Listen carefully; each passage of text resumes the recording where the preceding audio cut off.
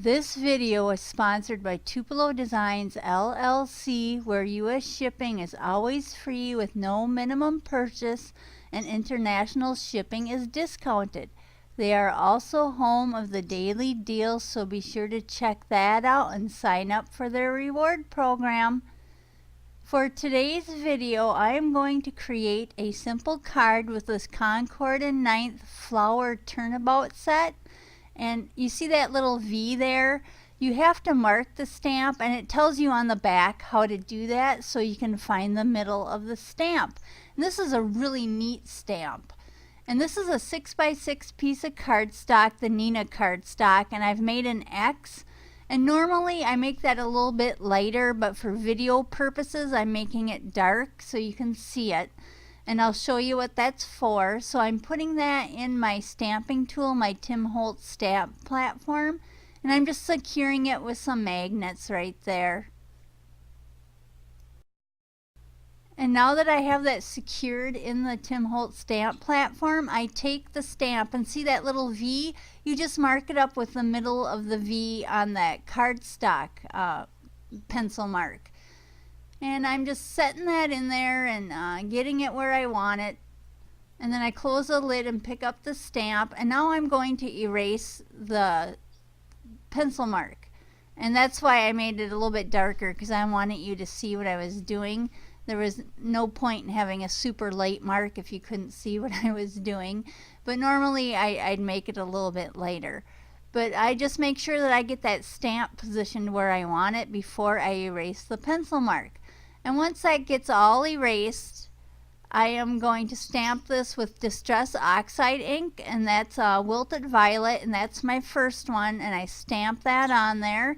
And now what you do is you turn the cardstock, and you turn it 1/4, because I'm going to do this 4 times.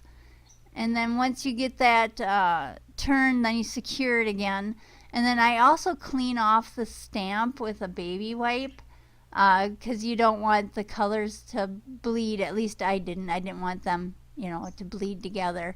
So I clean off my stamp, and then that's a scrap piece of paper just to get the excess off. And that's worn lipstick, so I stamp up that stamp again, and then I stamp it, and then I'm going to turn it again 1/4.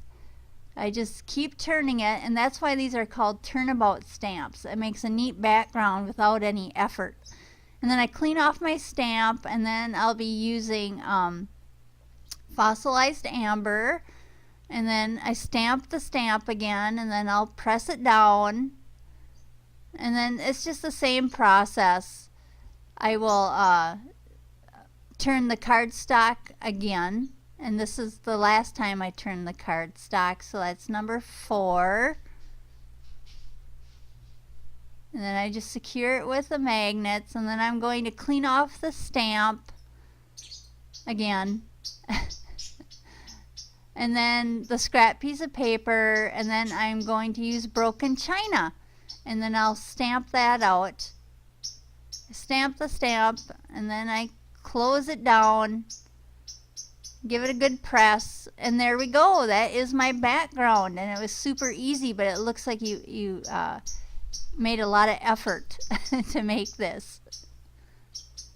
And now I'll be using Distress Oxide Ice Spruce, and I'm going to put some of those elements that were in the stamp set, mostly the leaves, on the flower. And I'm just doing random, and that's the double leaf, and I'm just stamping that with my stamp block.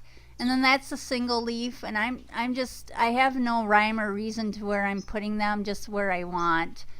And then once that's done, I'm going to use those little dots, and I'm using the Fossilized amber again, and I'm putting those in the middle of every colored flower. And that's it. I'm not going to do any more. That's all I'm going to use of the elements that were in the stamp set. And now I have a piece of cardstock. It's 5 1/4 by 4 inches. And I want to make a template because I want to cut that background that I made down into that size of a card. So I'm just tracing it with a pencil, and that's that scrap piece of paper I used when I want it to dry my stamp. So I get that in there, you know, and trace it, and then I'm going to cut out the middle with my scissors. And I just cut it out, and I'm not being too careful because I really just want the window. So once I find the window, once I have the window, I put it where I want it, and then I'm going to make a couple of tick marks, one up at the top with a pencil, and I don't have to make the whole line, just a tick mark so I know where to cut it. So I put the tick mark at the top, and then I will put a tick mark at the side.